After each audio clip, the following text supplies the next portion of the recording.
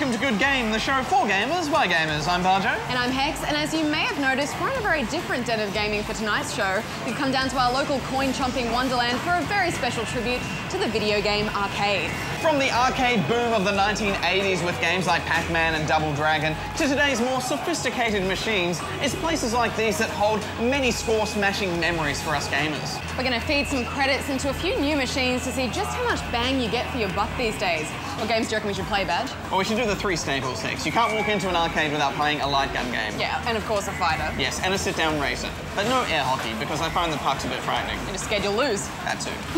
And Goose will check in later to take us on a bit of a retro romp of arcade history. Plus, we meet some hardcore collectors who know how to build and restore these great machines for the ages, or for their garages. But first, can you guess the coin-up classic for this week?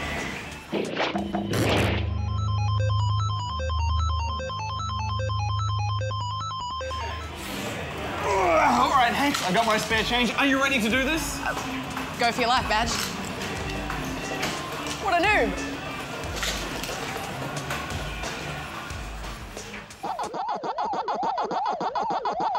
Good game.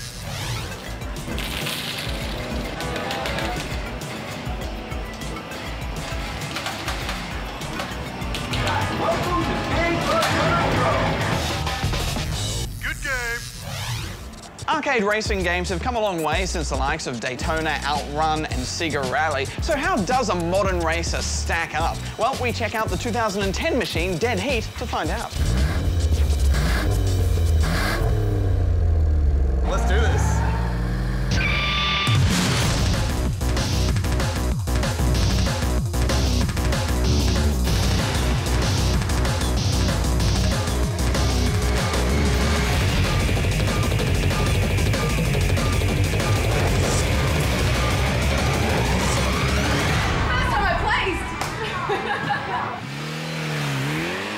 As you can see, this is all about high speed, big drifts, and ramming into your friends. It's Burnout meets Outrun meets Mario Kart, and it's designed to be able to just sit in, get to grips with the racing straight away, and get straight into it. There's only a handful of real-world cars to choose from, but it's a nice selection. It doesn't really matter which car you choose, though. There's no speed or power differences. There are only 4 tracks: New York, San Francisco, Chicago, and London. Each one is full of jumps and sweeping corners, perfect for drifting. And there's plenty to crash into on the sidelines, which I like a lot. You'll also notice a fair bit of rubber banding, which means you never get too far ahead or too far behind, and that really works in an arcade game like this. The tide can always be turned at the last minute. Plus, this always keeps you close to your friends, and it's always fun shunting your friends. You also have a one-time off NOS boost if you get too far behind to help catch up to the front of the pack. The best thing about this game is at the start of the race, it takes your photo and puts that above your car, and that means you can see which friends are in which cars. It also saves that photo for AI players for later on, so other people will see your face racing about the track. It's a nice touch. It adds some silliness, and I like silliness.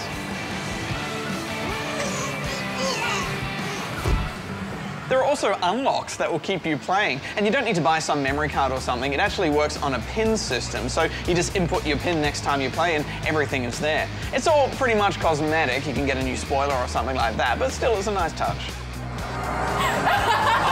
Why am I going so slow? All in all, Dead Heat is exactly what you want from an arcade racer. You can just jump in, have an exciting bash against your friends who are right next to you, and there's always something special about that. I'm giving it 7.5 out of 10 rubber chickens.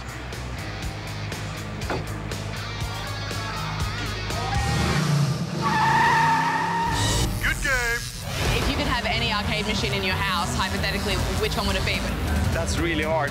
Well, I've been playing games for many, many years, and I think the first game I fell in love with was actually Asteroids. That was back in like 1980 or something.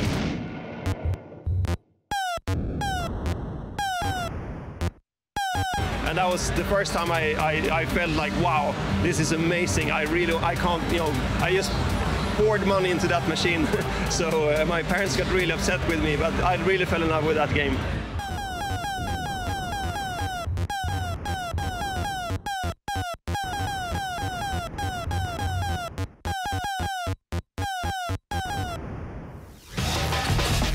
Good game. Ouch! Yeah.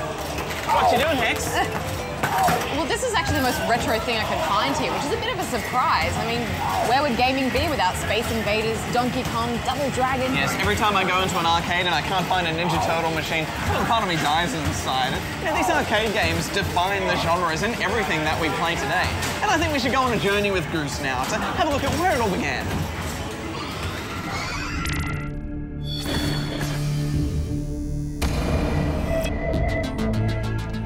Don't let anyone try and tell you otherwise. Arcade games changed the world.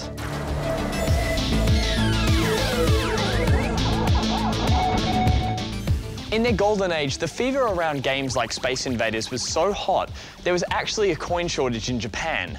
And while here some students just skip school for another session, being a coin jockey was a badge of honor. Even now, the impact of arcade games can be felt. They've influenced movies, music, TV, and art. But what is it that made the arcades such a phenomenon?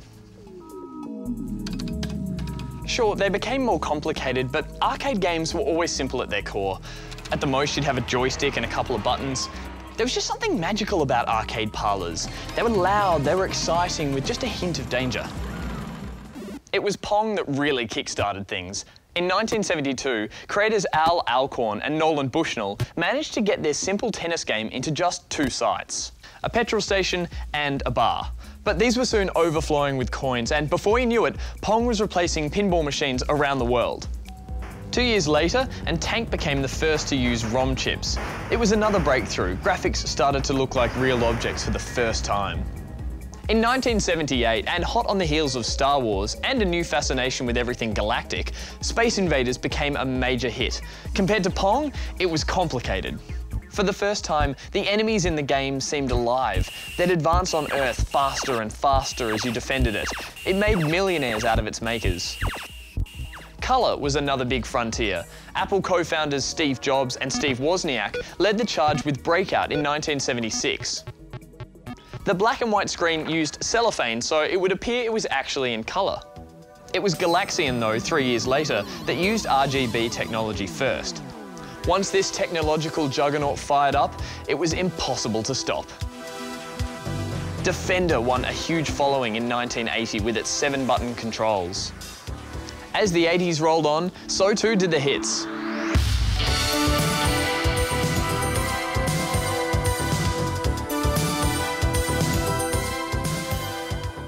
PacMan, Missile Command, Joust, Xevious, Pole Position, Frogger, and 1942 all had gamers daydreaming. Having a high score at your local arcade won you some pretty serious kudos, and being able to put your name right there on the screen was a pretty empowering feeling. While arcades have made gamers like King of Kong's Billy Mitchell famous, Australia has its own record holders too. Rodney Day's 1983 Pengo record still stands.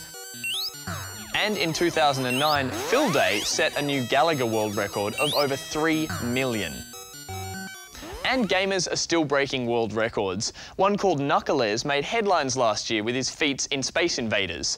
And there's even a Hollywood movie based on the game in the works.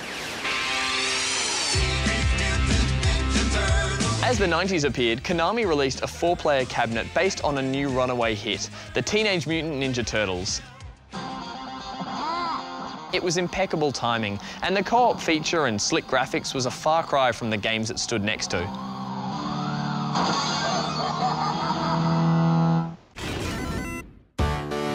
Then came a stand-up fighter that won a following around the world. And it's a following that's as committed today as it was back then. The game was, of course, Street Fighter 2.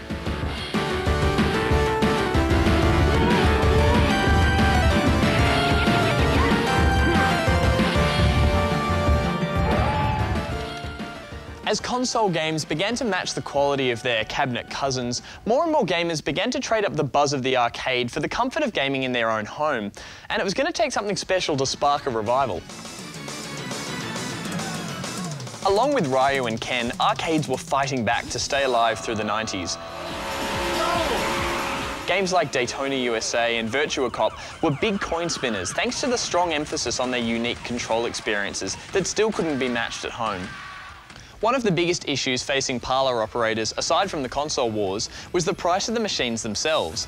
For instance, a Street Fighter 4 machine would set you back $20,000. It's a lot of money, especially considering the home console version was released just 9 months later.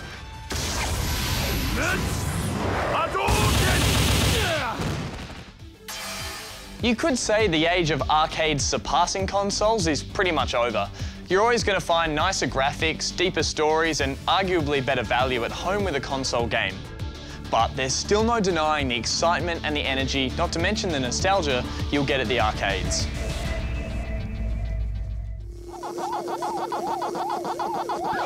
Good game. So if you could pick any arcade machine, which one would it be? Oh, God. Okay. Can I pick two? Okay. Either Joust or the original 4-player Gauntlet. That 4-player machine, I would spend $5 in a setting. Oh. No, I know that doesn't sound like very much these days, but believe me, and at the tech of the time, you would go and fill your pocket and then just buy more health and buy more health with Gauntlet. Remember, don't shoot food. And of course, I was the high scoreboard dude on Joust, so it's a phenomenal game. I think it would have to be one of those two.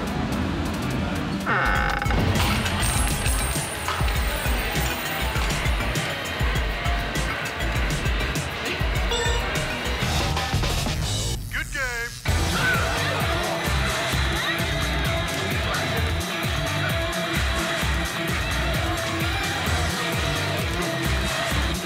The arcade must be one of the only places you can throw down some serious fisticuffs without walking away with all the cuts and bruises of getting into a real fight.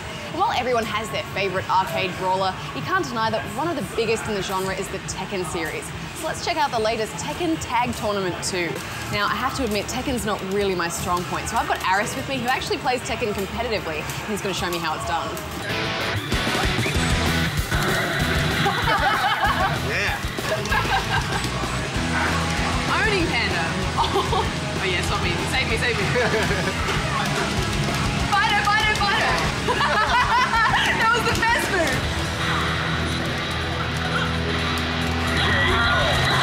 Tekken Tag Tournament 2 is the 10th installment in the Tekken series since the original was released back in 1994, and it's the second to focus solely on the tag team mechanic. The first thing to note is that it plays almost identically to the first Tekken Tag, which is strange considering the huge gap in time since the original was released. There's no massive overhaul of the fighting system, but newcomers and veterans alike will probably appreciate this and grasp the controls pretty quickly. While a console version is coming out later in the year packed with extra fighting modes, this current arcade version is all about 2 versus 2. Every match will have you facing off against another duo of duelists. If you're familiar with the series, then you probably know all of your favourite characters' moves, but if you don't, I strongly recommend doing some research because it can be a very steep and costly learning experience at the arcade otherwise.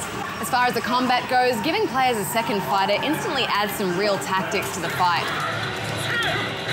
Along with some of the devastating dual attack combos, you can now dual throw. Not to mention you'll have to juggle 2 independent health bars.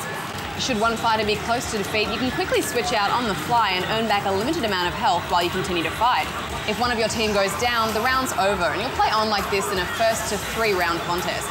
There's a huge roster of 41 characters, the largest in the series, but being the arcade version, there's no story tying them all together. Your goal is simply to defeat as many opponents as you can. If one of your team goes down, the round's over, and you'll play on like this in a first to 3 round contest. Hang around the arcade long enough and you'll realise that the real fun comes from facing human opponents. Someone can actually jump onto the opposing machine and interrupt your run, forcing you into an instant battle. Lose this fight and it's game over. Plus, this is a great way to bring back some of that old school competition from the golden days of the arcades. And there's the added mystery of not knowing who you're actually competing against. Wow, this guy's actually really good. Oh, sidestep, counter, combo.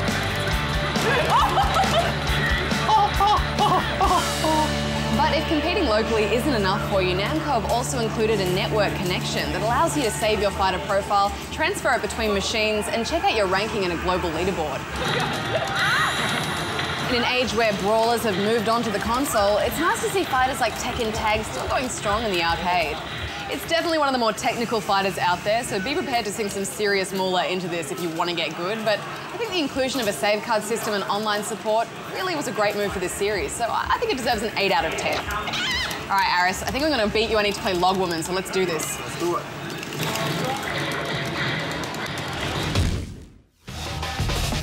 Good game. If I could have any arcade machine in my house, it would probably be a 4-player Daytona sit-down cabinet because the theme song was just so cheesy and fun, and I love tagging cones with my car.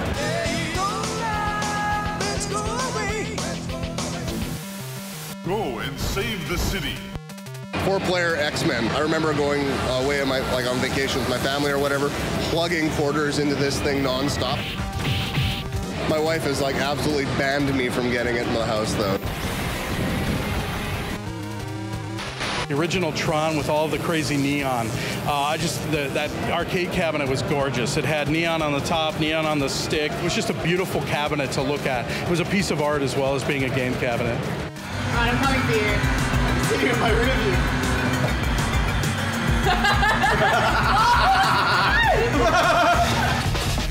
Good game. I think it's every gamer's dream to own their very own arcade machine. Well, we caught up with Joel, a hardcore collector who's lovingly restored a motherload of arcade machines at home. Ah!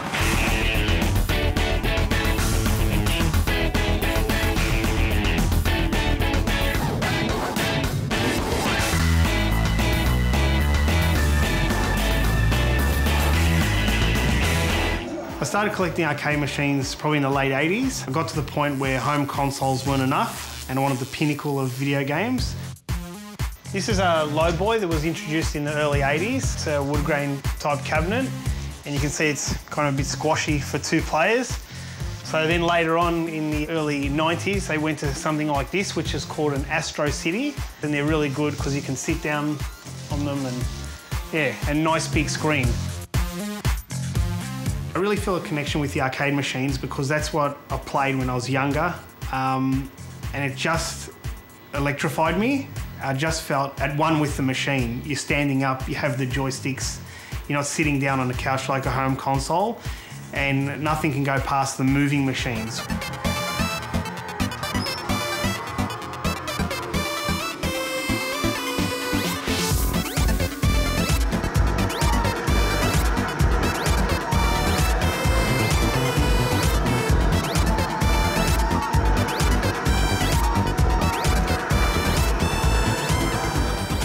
Also the artwork around the machines. There'd be something walking up and seeing that artwork, and it's just nothing like it.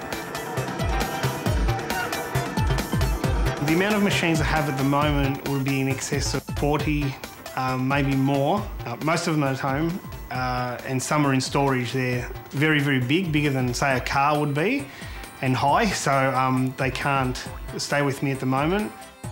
To find the machines that I wanted, I had to literally search overseas, home collectors themselves that didn't want to use the game anymore, or build it from parts. When I first met Joel about 13 years ago, I remember walking to his grandmother's garage and there was a power drift. And I thought, what the hell is this machine? I've got absolutely no interest. And as soon as I jumped on it and started playing it, I thought, hey, this is a bit of fun to this. And I started to learn to appreciate, I suppose, the interest in the art. But when he started collecting, I actually started to appreciate more the finer detail, the work and the graphics and the history behind all of these machines. These machines are one of my favourites. This is what I really grew up with. They were introduced in '88. They were your real Street Fighter type cabinets with your 6 buttons. And it's very easy to just change the tops of the cabinet and play different games. This is a Ninja Turtles dedicated cabinet. I'm currently restoring it. As you can see, the panel's a bit grubby and it needs a bit of love and care. This is my workshop where I repair my arcade PCBs or anything to do with the machines.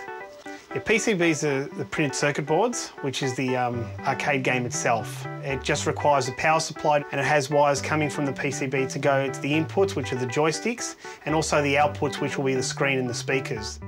Yeah, majority of the PCBs I do have to repair myself because they're a lot older. Some of them are 30 years old and they've been through different machines at times, different hands. They corrode and rust and also wear and tear.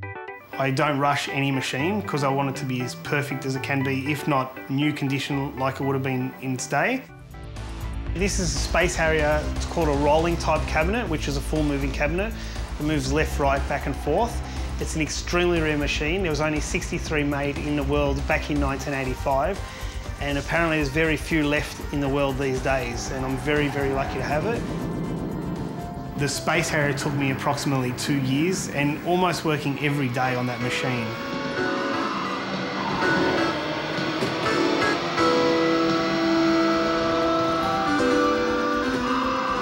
Every Friday night I have friends come over and we play the arcades and have a pizza and a drink and relax and enjoy. I'd like to keep the dream alive and have the old school arcade machines. I have a 2-year-old son and I'd love him to experience what I experienced when I was a teenager. And it's something that everyone should really experience in their home. Even just to have one arcade machine there, it's something that we'll never see again. It's quite inspiring to the point that our son's actually become quite a bit of a fanatic with some of these games as well, and it's rewarding to actually see them sharing this common interest and hobby, and I hope they take it forward. Good game.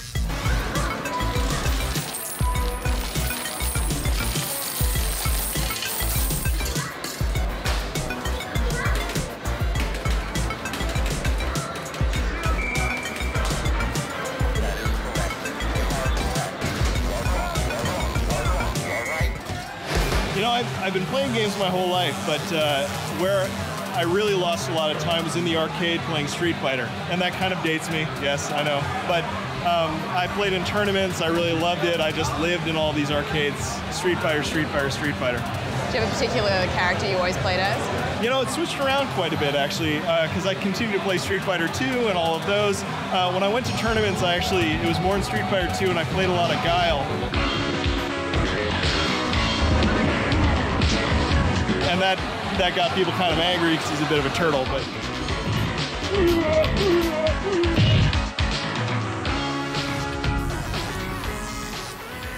Well, no trip to the arcade is complete without some light gun blasting action, especially co-op style. So of course we're going to have a look at one of the games which is still one of the best around, Time Crisis 4.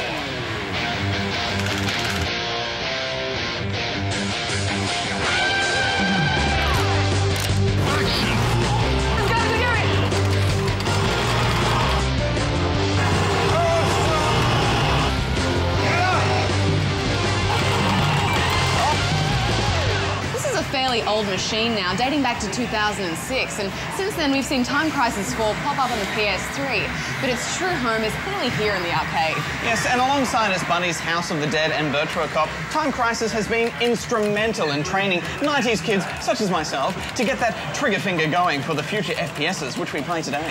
And not much has changed over the years, really, but you still use a foot pedal to reload, get out of cover and shoot waves of baddies, and once each area is clear, you move forward and, well, keep on shooting. Once you've taken 3 hits, you'll need to cough up some more cash for a continue.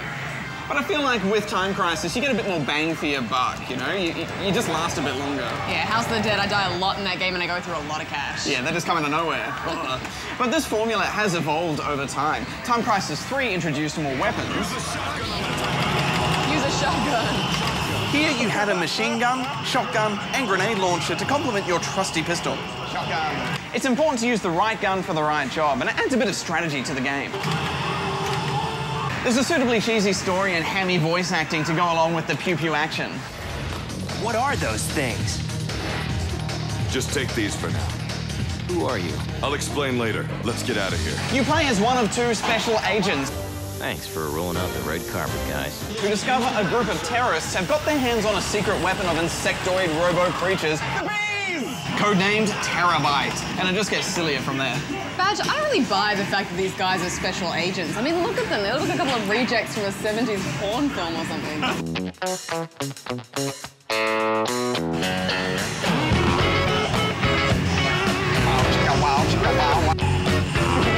Previously on Time Crisis.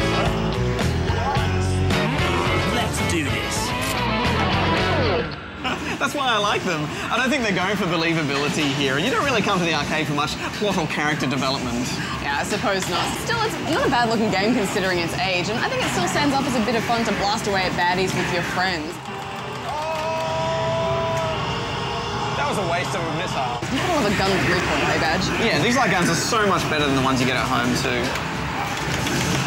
But I do wish you could calibrate the gun at the start of the game. They can be calibrated by the owner of the arcade, but I just feel like every time I'm aiming, I'm an inch away from where I actually think it's going to be. A good craftsman never blames his tools, Badge. I'm not a good craftsman, thanks. All right, well, what are you giving it?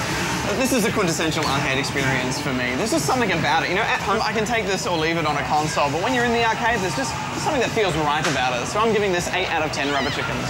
Yeah, it gets the blood pumping, and it's as satisfying as ever, popping in and out of cover and popping off a few shots as the goons come flailing towards you. I'm giving it 8 as well. All right, another round?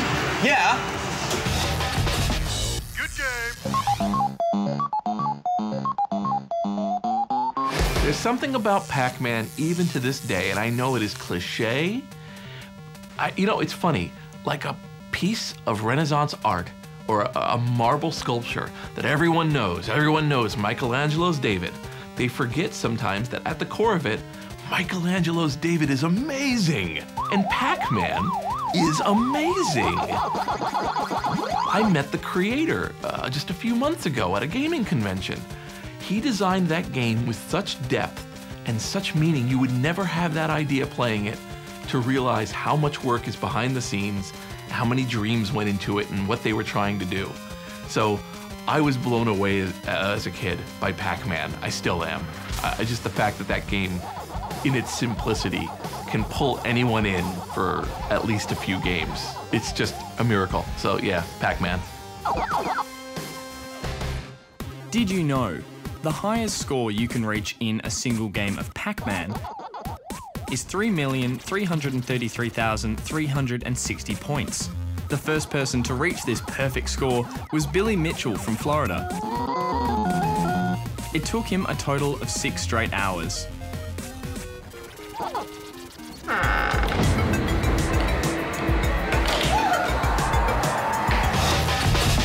Good game. So did you guess the old arcade classic? It was the 1982 hit Xevious by Namco. This was one of the first vertical scrolling shooters with shiny faux 3D graphics that were revolutionary for its time. It was super hard too. Well, we've had a great time. There's something that you get at an arcade, a buzz that you just don't get anywhere else. A cash-draining buzz, yeah. We'll be back in the safety of our own den of gaming next week with some brand new reviews. Thanks to everyone who tweeted along, and don't forget, over on ABC3 on the weekend, there's some PG gaming goodness on Spawn Point. Until then, gamers, bunch you out. See you then, Hex out. Hex, there's one more game we have to try. I've been busting for it the whole time we've been here. Are you ready? Yeah, okay. This is gonna be awesome. Well, let's go. Yes! Yes! Take it, fish. Take it. More coins! More coins! Yes! Yes! Yes! Oh, I'm schooling these fish, Hex.